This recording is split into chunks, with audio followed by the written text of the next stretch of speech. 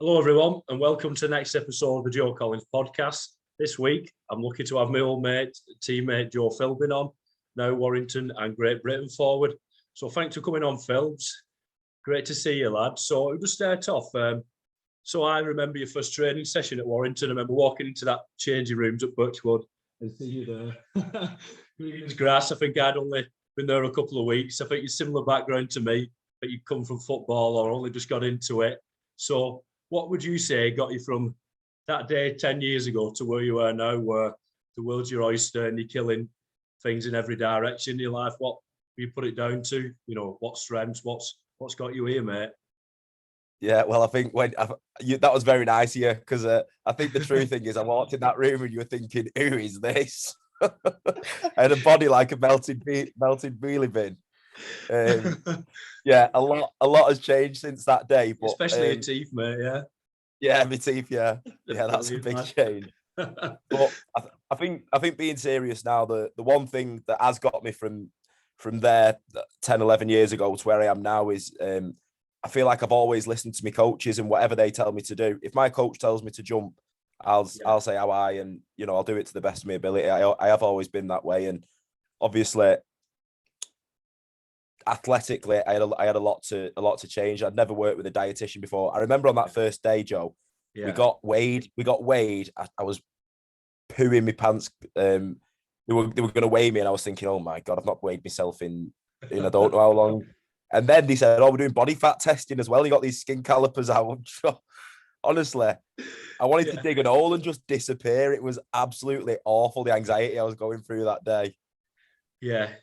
Was it like we had the monthly fitness test? I do remember them. Good times, lad. So what changed from there? Because like I say, was your footballer, Phil? So you only got into it later. It was pretty similar, weren't we? You was about 14, 15 then. Or had you played rugby all your life, or did both? I can't remember which part of your story. No, I was football. I played football since I was 4 years old, and when I was about 8 or 9, I was actually pretty good. And I got onto United's, like, I think it was called the nursery team at the time. I did a year there, and then they swiftly moved me on.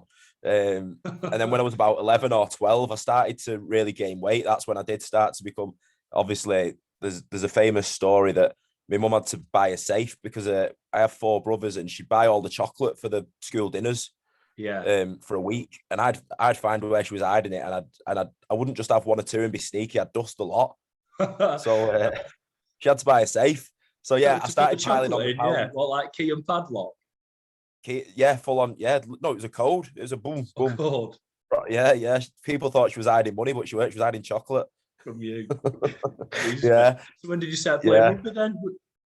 So I was 15. So I played football till I was 11 or 12, and then started to gain weight. And then I think when I was 14, I was in a pretty good team, and culture A team, and they had a B team, and the manager just pulled me and he said, like, look, you can't play centre mid. You're not doing that box to box midfield thing that I need you to do. We're a good team here. Like, I had a good boot on me, so I'd just boot the ball, shoot from distance, and then I wouldn't chase back. So that was a big moment for me, because I remember being really upset and really cut up. And I played a year at the B team when I was 14, and I really enjoyed it, actually. But I was thinking, like, I want to do something. And I've always wanted to play rugby. And I started when I was 15, because I'd always wanted to play. Because when people used to come into schools and at like different clubs and do some stuff, and they'd always say, you need to play rugby, because I was fat, but I was fast as well. So I had a bit of size and a bit of speed. Yeah, they said you'd be perfect. So when I was 15, my mum used to not let me. She's really overprotective, my mum. She's like, you're not going to play rugby. You'll get your teeth knocked out. Well, I did it myself. Brilliant. That moment where you said they sort of let you go from the football team, do you say that's a big positive moment in your life, because you've used that sort of frustration, anger and upset to lead you to be as determined as you are? To look back on it as a big positive. Massive, mate, massive. I feel like you have some moments in your life, and like career-wise, I reckon I've had about three or four, which we'll probably talk about in this podcast. But that hurt, like, and upset gives you a feeling inside. I don't want that feeling again. And like I said, I've had that feeling a few times in my rugby career as well, where I've used I've used disappointment, anger, upset, and I feel like I've always been good at channeling it the right way. Yeah. And rather than going down a self-destructive path, more going down a fuck you path. I'm gonna make something of myself and prove you wrong kind of thing. I feel like I have got that pretty good. Yeah, the moments that usually probably without them moments you wouldn't be who you are. You wouldn't have had the success you've had if you'd have had no knockbacks up to being 17, 18. You probably wouldn't be who you are today. But you definitely wouldn't be, would you? Because you wouldn't have so much motivation that's got you where you are, would you? 100%. If everything's running smoothly, you probably don't get out your comfort zone too much, do you? Whereas when your back's against the wall and you've got a point to prove, then you buzz in to kind of do the tough stuff. You know, they say life starts at the end of your comfort zone, don't they? So yeah, sometimes there's nothing better than somebody telling you no, because even if you weren't really that fussed about doing it, if somebody tells you no, you're like, yeah, I am fucking bothered about doing that now. I'm going to throw it back in your face and win. So yeah, it's interesting, like you say, we all have them moments, and you've had a few. So how long have you been playing rugby before Warrington came knocking on the door? Must have kind of 3 games. 3 games, mate. 3 games, yeah. So I played for Culture, and they were in the bottom division as well, like an under 15s bottom division. Scouts aren't coming watching the bottom division in under 15s. It's you know, it's not a great standard. But I was just playing at Culture with my mates, and then we were playing against West Orton, and apparently they had a lad who was meant to be a good player or whatever, and Wigan were watching him. So played against West Orton, and then Wigan have come watching this lad, and I was just this, like I said, fat lad, just running through everyone. Last tackle, I'm kicking ball, I'm kicking goals, and he's looking like, who is this man? Is he an halfback or is he a prop? So Wigan give me a ring, and their scholarship was full up for that year. So they were, I think they were saying under 16s will grab you, and then Warrington obviously got wind, and they were like, well, we've got room now, so we're going to bring you in now. So yeah, it was rapid, mate, like so fast. So like I said, I've played 3 games of rugby, and then I'm coming training with you lot, getting my body fats done. Bloody hell. Yeah, it's a big turnaround. I sort of noticed that from being like, as we were footballers, where I suppose playing professional football seemed a million miles off, but then you sort of go into rugby league, and obviously it is really tough to make it, but there's not as much competition and it's a bit closer. It is a strange feeling where you're like, you've had these dreams all your life that sort of seem miles off of being pro. You've gone into rugby league, and I don't know, maybe we just built for it and made for it, but sort of get picked up pretty soon, don't you? It's weird, the changing sort of worlds, the demographics from being a football, the amount of competition to go into rugby league. It changed, and you know how quickly we sort of picked it up, and maybe we just sort of built from it. And then you know, within a year or two, we both signed for the academy, and you really took to it like a duck to water, didn't you? Was as soon as you started playing, was your dream to be a first teamer at Warrington, mate, or was you still sort of getting your head round it a bit? No, as soon as I found out that day when Peter Farrell grabbed me on the shoulder and he's like, look, we're going to sign you for academy, and said you're going to get a few quid, and it wasn't much. It was a few quid, wasn't it? We weren't on much money. Like when you find out you can get a few £100 a month, you're like, oh wow. And from that moment, I was like, nah, I want to make, because to be honest, I feel like I had a bit of imposter syndrome at that under 15s and under 16 scholarship, because I've gone from playing a few games to like you said, I'm at Warrington now, and it's like, what's going on? So I probably felt a bit like I didn't belong. But then when it got to the academy, and I thought, well, they obviously do see something in me. And I remember we used to do them treadmill runs with masks on. Do you remember the gas masks? Oh, horrible! Yeah. And I remember we were doing them, and it was like you'd do 40-second efforts, then you'd do the 1-minute efforts, which were hard at like 18 kilometers an hour with this gas mask on. And I just remember like thinking in my head, to get through it, you're going to play a first team game for it, and you're going to play a first team game for it. And that was kind of, it was a massive. And like, do you remember in the gym as well, they used to have them pictures of the first team, like, and they went training in Australia and they were climbing that big hill. Yeah. And I was thinking, I want that, me. So that was always a massive motivation for me. Yeah. I remember Peter Farrell told us, didn't he, before was it a Bradford game? It was the first game of scholarship. Because I was thinking the other day, in the leading up to that, I wasn't even getting picked in training. I thought it was done, me. I was cracking myself with them scholarship games. I couldn't even get a kick against the under-15s. I thought, I'm done here, mate. And they dragged us in before the Bradford game, and the same to you. I seen them have the meeting with you. And I think we went Castleford the week after and got beat. And you and Deck Patten were on the coach. And I said, what are you talking about, you two? And you said, has Peter Farrell had a chat with you two? It was all sorts of buzzing. We made it like a big secret. It was I broke my collarbone in that Cass game as well. I broke my collarbone. I broke my collarbone, and I was thinking Ben Lazenby had to come to a Pontefract hospital with me and then drive me home. They had to like snip my shirt off me. But I was panicking, me thinking, I hope they're not going to pull the rug on this contract they've offered me because I hadn't signed it. Yeah, because because we had them scholarship games and Rosebridge just played you in the National Cup final after. Did you not play that? I don't remember. Do you know what? After this podcast, I'll send you a picture. I walked out in kit, but I had a cast, I had a sling on. Oh yeah, because you was threatening me you was going to play and smashed me.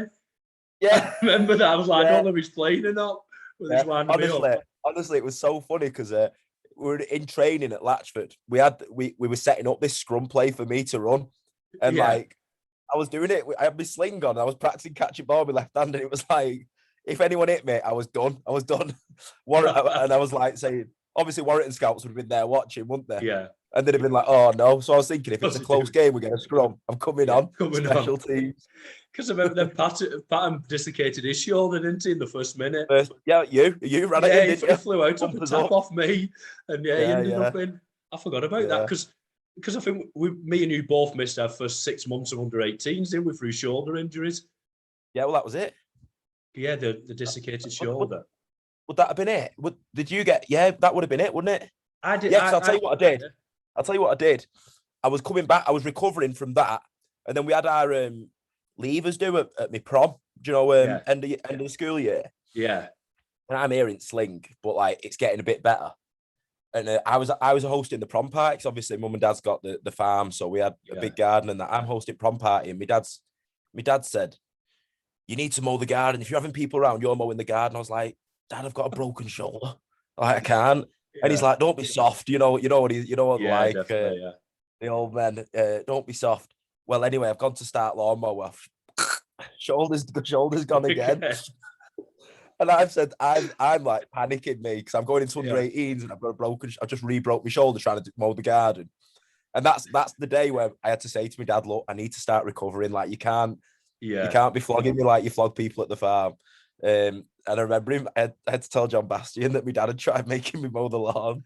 What was his reaction? Because I remember him coming over to us when he was doing that. I said, "What's this? The Wigan Soft Lads corner?" Yeah, bloody hell. No, yeah. I think I said to him, "John, you're gonna have to have a word with my dad. He wants me going farm every day, and I need to. I'm trying to tell him about recovery, but my dad just thinks recovery's soft." Did you have a word with him? Did you say something? I don't know. I don't know. My dad says he did, but my dad tells a few porkies. Oh, brilliant, lad. Brilliant. So yeah, and then a couple of years in, mate, you get a first team contract. Like, I'd say with you, it was all just down to hard work. Philbs, I know, like you said, bit of size on you, bit of speed, but looking at you and through training with you, it was just all pure hard grafters, and you had that determination to get there and just made sure you got there. Would you agree? Yeah, definitely. I think when I do set my mind to something, I'm adamant that I'll get it, no matter what it is, really. And like I said, like I think the main thing for me was believing it myself. Because I think my coaches obviously believed it, and I think probably my teammates believed it who played with me. But your biggest critic's yourself, isn't it? Yeah. And for a long time, like I said, I was like imposter syndrome, whatever. And then I think just playing week in, week out and getting a run of games in the academy, you get your confidence up and up and up, don't you? And yeah, I think that's the cornerstone for me of everything that I have done is hard work. I think that's what got me to the first team. Just will and desire. Because I think thinking about it from a coaching point of view, if I was a coach of a team, I'd want 100 people like that. Like I wouldn't really be too bothered about the people who are really talented but bring negative like vibes to the environment. I'd rather 100 people with a And obviously, you need to have a level of skill as well. Yeah, good question. Do you believe in skill? Do you believe you're born with natural skill? Or do you believe you just work hard and practice at things? I've seen all these studies about people like, say, the Williams sisters who played tennis, and they reckon they did 10,000 hours of practice before they was the best. So do you believe skill's a thing, or do you believe it's just, I mean, you have like physical gifts, obviously, what you're made to do. But do you believe in skill, or do you believe it's just all hard work and practice? I believe that do you know what? Right. So this is my belief, and I've not got any scientific studies behind me to say this, but I believe what you do with your childhood, like what your parents get you doing, will help out. Like, for example, I played cricket, badminton, like loads of different sports, and I feel like it's good for your hand-eye and all that stuff. But then I think you must be born with a base level skill, but then it's no coincidence the people like you look at Cristiano Ronaldo, who's probably it's obviously whatever, but I know his story better than I know Messi's story. But he was a kid on the streets playing football 24/7 because he had nothing else to do. So it might, you like you say, it might just be all in years of practice. I believe that you're born with a base level of skill, but then you yourself can go and make a big difference. I know I used to have hands like cow's tits. I was awful, but then you know, doing stuff with tennis balls and stuff like that, and just getting your hand eye, and it is the repetition, isn't it? So I've rambled on a bit. I'm waffling here, but I think you might have a base level skill, but there's so much that you can improve. Yeah, 100%. So when you broke into the first team films, how did you find it? Did you find it was this dream you sort of built it up to be? Was it what you made it out to be, or was it a bit different? Do you feel like, you know, I certainly train with people who were involved in rugby, they're going about like the hard work being in the under 18s and how fit you have to get, and then the first team you're sort of managing your body, so you play week to week. So how did you find it being past that first team environment? I remember, so we went in early. So there was me and Tom Walker who signed at the time, and we went in early. So we were like training with the first team coaches for a few weeks and the young lads. So it was good. And then I remember the first day when everyone was coming back and was wrestling with Trent Waterhouse, Anthony England. We had a real old team. Ben Harrison, like some absolute monsters. And I remember my first defense session. Tony Smith did like the gauntlet. He did like you know, he'd set a mat up on the left, mat up on the right, mat up behind, and he just had him carting the ball at you. Yeah. And if he didn't think it was a good tackle, you'd stay in. And I thought I'd done a few good tackles, but I don't know whether it was just a lesson to me, because I just got stay in for about 15 tackles, and I just came away feeling deflated. But then I feel like that's a good thing to happen to me. So when I first got to the first team, I feel like it was a dream come true. But I was still playing for the academy every week, so I was in my final year of the academy. So not too much had changed. Obviously the fitness side of it, I weren't nowhere near as fit as the first team as that. So that was something I really needed to work on. Yeah. But then when I got my debut, which was like the back end of that under-19 season, the third under-19 season, that was honestly probably one of the best feelings I've had in rugby. I reckon it was. You just never forget it. I remember we'd beat UlKR. We'd battered them for the academy the week before, and I think Decker put me on for 4 tries. I'd scored 4 tries, and then we've gone to Blackpool for a few drinks, all lads as a celebrating. And then on the Tuesday morning, I've got like 2 missed calls off Tony Smith and 4 missed calls off Lee Braze. I was thinking, oh my God, they're on me for going Blackpool. Yeah. And then I've rang Brazy because I didn't want to bring. I thought I'll ring Brazy. That's safer than ringing Tony. Yeah. He's like, get in, you're making your debut, and like that feeling was mega, absolutely mega. Everything you'd ever imagined it being, like the first game, was it? Everything you imagined it being and more. It was, mate. It was brilliant. And but then I feel like my second year, I played 19. So I was absolutely loving it. Then my second season in the first team, I played 19 games in that season, and I think I started to think then, like, do you know, like I said, hard work has always got me. Got you where you want, yeah. And like I said, it was an older team as well. So, like you say, they're managing the bodies and stuff like that. And they'll have a few drinks after a game or whatever. So the second year, I'm like watching that, and I'm thinking, oh, well, they're having a few drinks. So and then I started thinking I was big time and going out drinking Friday, Saturday. But when I saw them going drinking, I thought I didn't see all the preparation stuff that they'll do away from rugby and stuff like that. I just thought, oh, they just drink and then barely like. So I got into a really sloppy routine and some sloppy habits, and it really cost me really. And when I look back, I'm so frustrated because I feel like I wasted my years from 20 to 22, like from like that 2015 to 2017 season. I just feel like I really wasted a lot of it. But then, like you say, Joe, then I had a few tough times happen to me because I was sloppy, which made the flick switch. Exactly. Yeah. So you're saying you got into this drinking thing and we said they was preparing more at home. What do you mean? As in like, all right, they was going on a couple of drinks Friday and Saturday, but was they doing more stuff like ice baths, stretching, and that was sort of making up for it so they get away with a bit more? Or do you feel they was in sort of maybe some negative habits while it was coming up to the end of the career, and they sort of didn't lead with you, like, because you looked up to them, that helped you sort of slip a bit? Nailed it there. Like they'd be taking after a game. When I say it wasn't really a drinking culture, it's more like I'd see them go. They'd probably go and have a few pints after a game because they can't sleep. Whereas I'd see that and I'd be like, oh well, I can go to the pub even if I didn't get picked. Oh, I can go to the pub, and they'll be on game ready and stuff like that. And you know, I just ended up not being good for me anyway. So like I say, I ended up in some sloppy habits, and then 2016 came. So I obviously played about 20 games, 2015. So I was thinking, I'm the man. Get to 2016, mate, I couldn't get in the team for the love of God. There were certain players playing above me who I thought I should have been playing in front of. So of course. I was a bit frustrated, and I told Tony, and we agreed that he'd send me on loan. So I got a loan move to Bradford in 2016, and honestly, that's what's made my career. I believe. Yeah, he said, did you have a moment on the motorway? He was telling me, and he thought, what am I doing? Like, did you go back and ask, hey, I don't want to carry on loan. I want to fight for my place here. Well, so it was a month's loan. So and it was on the second day. Like I was driving back, and anyone knows the M62 is just a nightmare.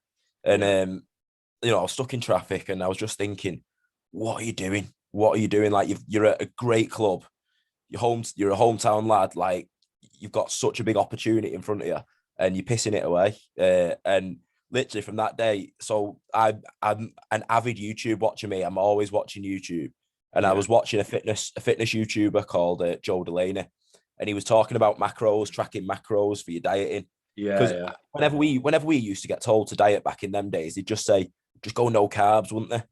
That used to be the thing, go no carbs, and that doesn't work for me because, you know, I like my carbs, and I'm a big lad and I need them. But I used to cut them out for about 4 days, and over the weekend I'd eat about 14 tubs of ice cream with Tom Walker. put on kilos. So I started tracking my macros, doing all my extra fitness stuff, just incrementally, little bits at a time. And I got back to Warrington at the end of that month. I think I dropped 5 kilos. I was in decent shape. And then I started training well. And then the Challenge Cup final came. Warrington played Challenge Cup final. They lost. And he rested everybody. I'm talking, he rested all the big players, said, right, you have a game off. And he played every single young lad. I'm talking all the crew, we played with everyone. Except me. And then a player got injured. Might have been Joe Westerman. Joe Westerman was like, well, everyone else is getting rested. He pulled out of the game. And then Tony's gone to Ryan Bailey, who was injured, saying, I need you to play for me. Because, and I don't know if he just wanted to see that I wanted it, and he wanted me to go up to him. Because I used to be scared of having awkward conversations as well with coaches. And I think I just kind of got to the point where I was like, no, you need to stick up for yourself. So I went and seen him the next day, and I'm nearly crying, saying to him, like, I've gone away, I've worked on myself, I feel like I'm training well, and I feel like I deserve an opportunity. So I didn't play that game, but then when all the players came back the week after, he still picked me. Right, brilliant. So I thought, oh, he's obviously he wanted to see that I wanted to do it, and then I played quite well, and then I played every game that season leading up to the grand final, and I was like, this is like a fairy tale. I've gone from the bottom of the bottom to I'm going to be playing in the grand final. And then Tony goes round, like there's all the players around in a circle stretching, and he goes around like, you're playing, and then you see him grab someone, and you're like, oh, fucking hell, they're getting dropped. Yeah. And he's like, yeah, you're playing, and we're all there laughing and joking. He says, oh, Phil's just come over here, and I've just gone, Oh shit, yeah. And he's like, yeah, look, I feel like you've been going well, but obviously it's grand final. I need to go with experience. So I'm going to pick Bales. And I was just literally a training session. Like I was just crying in training session. Like when no one was looking, I was like, but that was like we say about them moments. It was just an absolute, do you know what? I'm never going to have a coach not want to play me in a grand final. I'm going to want to be the first name on the team sheet. And, you know, that was probably the biggest one, I reckon, that one, because it was an awful, awful feeling. Yeah, but do you feel since then the pain was that bad that everything's been upwards? There's been no more of them moments because you've been that determined, that focus, and you've used that pain so good as motivation. All right, you probably lost games in that sense, but none of them heartbreaking moments because you've had that many, you've used them that well. Has it all just been upwards really since, Philbs? Yeah, that's it. That it's been ever since then. So that was the end of the 2016 season, 2017 season. You know, I had a good year and I got my breakthrough year, and then 2018, obviously, Pricey came and I played a Challenge Cup final and a Grand Final 2018. Then I played England Knights end of 2018. Then 2019 came, won a Challenge Cup final, and then played for Great Britain. And then 2020, obviously I don't think there was any finals, but I think I might have played for England for the first time. So it's like I say, ever since then, it has just kind of gone like that, and it's all hard work. There's, you know, that I do really push myself and I challenge myself to have high standards. Them moments, you still keep them in mind when you're having a day where you're training, you're not quite at it, or a game you can't quite get going, or you're having a bad day. Do you keep them moments to spur you up still? Do you use them in your mind still, or do you just sort of forget about them, if you know what I mean? I think I've got to the point now, I'd say, with my discipline that I don't really need to, because I feel like I'm quite honest with the work that I do. You know, like off season now, I've just finished my off season, and I'll train Monday to Friday, and then I'll just relax a bit over the weekend, maybe have a few beers, and I feel like I can do it. So like I feel like I've got to the point now where it's not, should I go to the gym? Like I've got the routine. Like, no, you go. Like it's just natural. It's just natural to do it now. So I don't feel like I really need to. But if I ever did need to pull myself in line, I probably would go back to the moments. Yeah.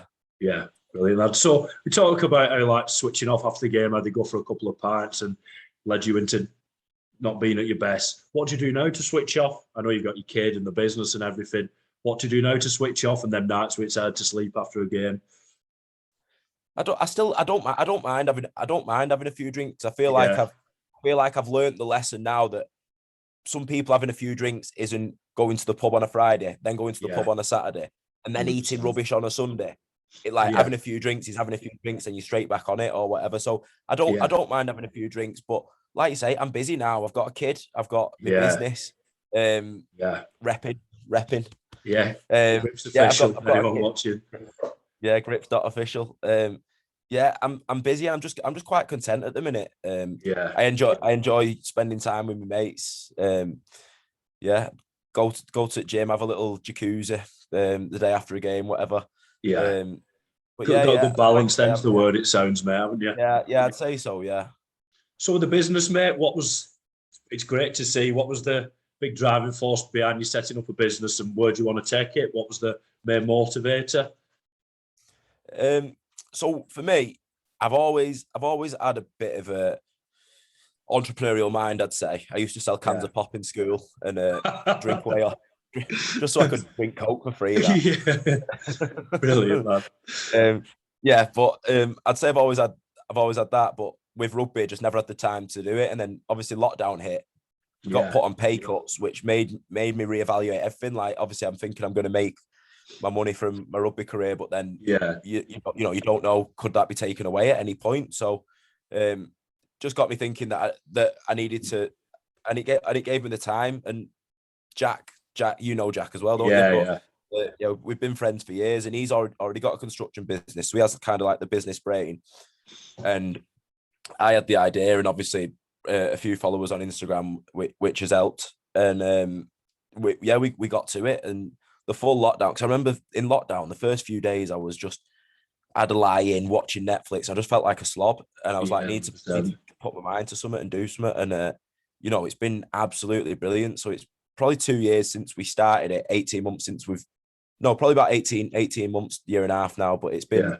honestly, it's been brilliant. Best thing that we've done. We just had a charity match at the weekend. Yes, in there Where we was had like Ollie Mers, and what's his name? Ollie Michelle Mers Kingdon's was there, boyfriend. yeah. And then we Right, on our right. team, our captain was James English. Don't know if you listen to his podcast. He's brilliant. Is it good? No, I'll have a look. Right. Oh, brilliant. He podcasts it. Well, he started off doing like ex-cons and stuff like that, Yeah, yeah. offenders, like some gangsters with proper good stories. And then now he podcasts everyone. He's brilliant. Well, yes, we had, I think there was 700 million followers on Instagram, like everyone, like on social media combined. So it was a big event, like. Wow. Me, lad. So yes, that's happened, and we've gained a good network, and yeah, it's been good. And the plan is just keep growing it organically. Yeah. The things that we said at the start of the business, like our reasons why we did it, is for one, we want to give back to grassroots sports that have give so much to us, and second is to have a brand that we're proud to put our names to. You know, because I don't want to be selling shite gear if everyone knows I've put my name to it. So it's you know, stuff that you'd want to wear, stuff that that you're happy to put your name to. That's it. So really, the story of the lockdown and you going into grips of the new business, another prime example of when life hits you hard, using it as motivation to do something better and using it as a positive, which you have done again, and use it time and time again in a career when you've had a setback. Instead of feeling sorry for yourself, you've gone out and think, right, how can I improve? How can I learn from this? What can I do to use my time and got better? Which is brilliant. And I think that's the biggest thing you can have in life is when something goes wrong or a challenge is thrown, you always look and find the positives in it. And I know when we spoke the other month, we talked about mindset as we are doing now. And he said he was into a bit of reading and stuff and loved your YouTube. So we just tell people like what we were speaking about the other month about what you do to look after your mindset and how important it is to you. You know, like you said, you've done a bit of reading, looked on YouTube into people like Ed Miler. How important is mindset to you? And, you know, like what do you do on a weekly basis like for it? Yeah, it's massive for me. So I reckon 2018, 2019, I started like, you know, listening to some of like the mindset stuff. And like, I used to read about people with morning routines. And I used to think they'd say they wake up at 4 a.m. and I'd be like, what a loser. What a loser. Yeah. Like what I'd be like getting out of bed last minute, getting ready for training and just get to training. And when I look back at that now, I just think that's so sloppy. That's just a sloppy habit. Whereas now I'm in bed at 9 o'clock, up at 5. I get my work done before training. And I really do believe that stuff like that is so important. And then in lockdown, Jack, my business partner, he got me into journaling. So he bought me this book called The 6 Minute Diary, which is just 6 minutes a day. You write things that you're grateful for, what you're going to do to make that day great. Awesome. And then at the end of the day, you'll do the good deed that you did today, and then how you're going to improve tomorrow. Like just little simple things. But when you write it down, and you know, on my first few times doing it, there was like what you're grateful for, and I couldn't really. I was thinking like, couldn't really think. You know what I mean? Because you probably take so much for granted in life. Yeah, of course. Yeah. That I was like, what am I grateful for? What am I grateful for? And now I look at so many simple things. Me, like I sit drinking this cup of coffee. It's a bit cold now, but I think I'll look at my sorry. how lucky am I that I live in 2021 now, where you can just make yourself a cup of coffee, milk, and like a lovely drink. Whereas like you look back at our ancestors, like what a luxury that would have been. And I feel like my mindset has just totally shifted to really take the best of everything that happens. Because we're so lucky. Like, what are the chances of us being born alive in the prime of our lives in 2021? It's so much easier for us and the life we live. And how do you think that's affected performance? So, you know, like say you have a bad performance, you lose at the weekend, does it get you back into a positive state quicker? And, you know, you don't linger on it too much, which, you know, more chance of you winning the game after. Do you feel it has a big difference on your performance, or does it just help you more with your life, really, the rest of life and being a dad? Yeah, I'm guilty. I am guilty of if I do 50 good things and one bad thing, like it's Yeah, the bad thing. It's the bad thing that gets replayed over and over and over again. But yeah, I kind of see that as I see that as a positive because that's probably what 100%. people who want to do better focus on. Whereas, some people are like, yeah, but did you see my sick pass? But Yeah, you've done more mistakes. Just think, oh, yeah, go away, go away. So, I like I say, it's a blessing and a curse, isn't it, to kind of have that yeah. mindset. There's like a fine line with it, isn't it? Where if you didn't get pissed off with yourself, you won't try to get better. But like I said, if you're too hard on yourself and take it over the line, you'll have a negative effect on you. But it's good to keep, well, your favourite man, was he said, Ed Milet, being blissfully dissatisfied, happy in your Yeah, life, yeah, but yeah. want to get better. I think that's a very good term for it, isn't it? Yeah, yeah, and I think the word you said before, it's balance, isn't it? It's having Yeah, balance of kind of knowing where you want to improve, but not hammering yourself because then you're going to kill your confidence as well. So yeah, it's of course. just keeping everything balanced, isn't it? Being happy where you're in the moment, still wanting to get better. If you stop wanting to get better, you're going to get bored, and life's not going to be as fun as and as exciting, isn't it? So, I know you've not got much time, mate. It's a big question. Advice would you give to someone now aspiring to be a Super League player? I know we've talked a lot about hard work. We've talked about, you know, how you can get sort of a bit overconfident and easy and things start to slip up. What would you be your main advice to someone now? What advice would you give to that Joe Philbin who walked into Birchwood at 15, knew into, rugby Go on a league and diet.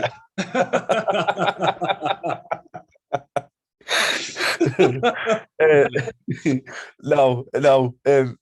What I always say, and I feel like it's a cliche, is you've got to enjoy what you're doing. Have a smile Yeah, on your face, and just bring infectious happiness to the people around you. If you can bring good vibes, people are going to yeah, want you around. So for me, it's bringing good energy and smile on my face and enjoying what I'm doing. And that might sound. Someone might say, "What if I'm not enjoying it?" The honest answer is it probably wouldn't be for you because yeah, yeah, you have some days in rugby league that, like, I'm in pre-season now. Pre-season, there's going to be days where you get pushed to the absolute limits, yeah, and if you're not like if your mind's not set on that goal, like the reason why I need to do this to get better, and you just think, oh, this is a torture, you're yeah, not going to do it. You're not going to yeah, do it. So you've 100%, yeah. I feel like you've got to enjoy what you're doing, enjoy the process. Yeah, and for someone sort of my own experience of rugby league, and I probably not said top negative about it, but obviously it wasn't meant to be for me. I probably think playing professional sport wasn't what I thought it to be. But for someone who's made it to the top like yourself, would you give them reassurance that it is the life, how happy you are now, what you're achieving, it's everything you dreamed of it being, and it's worth pushing through everything you got to push through to get there? Oh, I think so, mate. Absolutely. I mean, everything I've got. I think the personality traits that I've got and the strong will, all of that has come down to being in challenging environments, which Yeah, I kind of buzz off being in a 100%. environment where Yeah, you're going to be challenged mentally, physically. yeah, So I think it is, and I look at like the lifestyle that it's given me. I mean, some people say rugby's easy because I might get home from training at 3 o'clock and my yeah, missus is like, "Oh, and yeah, but you've got a day off in the week," and I yeah, say, "Hey, come and do a day of preseason. yeah, yeah, Come and do a day of preseason." But for me, it's brilliant. I get to go in, train with my best mates every single day. yeah, Um, you know, be physically active. My job is to go to the gym, which I love doing yeah. anyway. Yeah, no, I love it. I absolutely love it. Every single day I go in buzzing, buzzing. I went in for my first day of preseason on Monday, and Danny Walker was like, "Joe, put them teeth away, stop smiling." I was like, "Lad, I'm just buzzing to be back."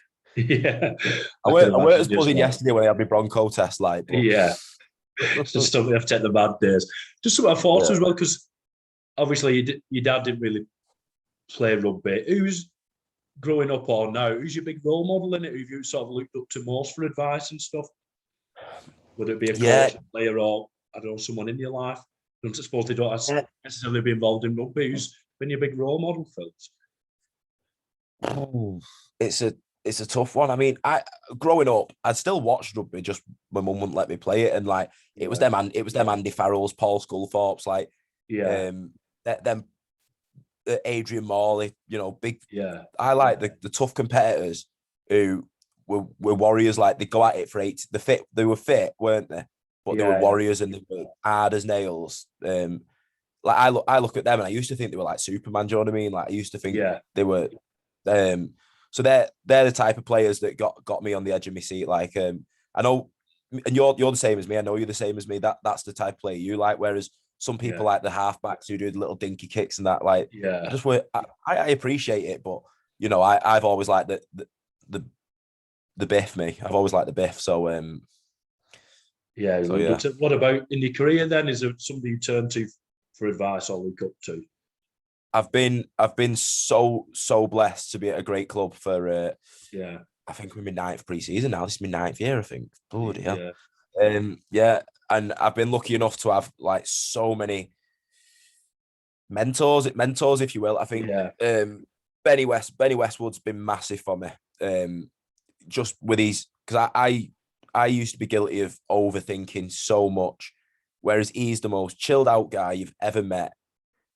Didn't really do too much at training. He might not thank me for saying that, but didn't do too much training. But when it came to the big games, watch him go. He was just a mentality monster. He was an absolute mentality monster because he had this unbreakable mentality where he was like, the bigger the game, the better I play.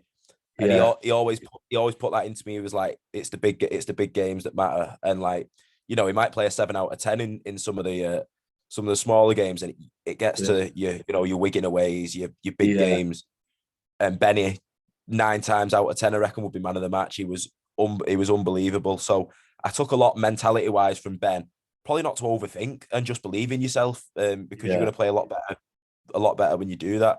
I've obviously had Chris Hill, who's, I think for 11 years straight, he played international rugby at the end of the season. So like doesn't get injured too often. So I watched fitness top-ups together, you know, doing stuff on our days off, whatever. So that I picked that side of things up off him. I could go on all day with different we've things. had a good few, which is brilliant, isn't it? But like I say, I've been lucky there because I might have ended up at a club that doesn't have too many professionals, like model professionals who.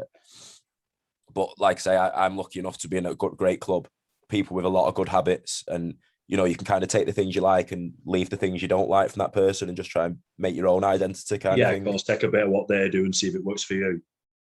Yeah. Happy days, mate. Well, thanks for everything, Phil. What's the Grips website for anyone watching? Give a bit of promo. www.gripsofficial.com. Check us out. We've got our story there, how everything that we've done, and it's an exciting project that me and Jack have on the go. So check us out. Awesome. Well, thanks for joining us, lad. I'm so happy how well everything's going for you, mate. Nobody deserves it anymore, but thanks for your time, and I'm sure a lot of people will learn a lot from what you've said today, Phil. So thanks a lot, pal. Cheers, Carl. Love it, mate. Good seeing you, pal. Yourself, lad. See you soon, See you later, mate.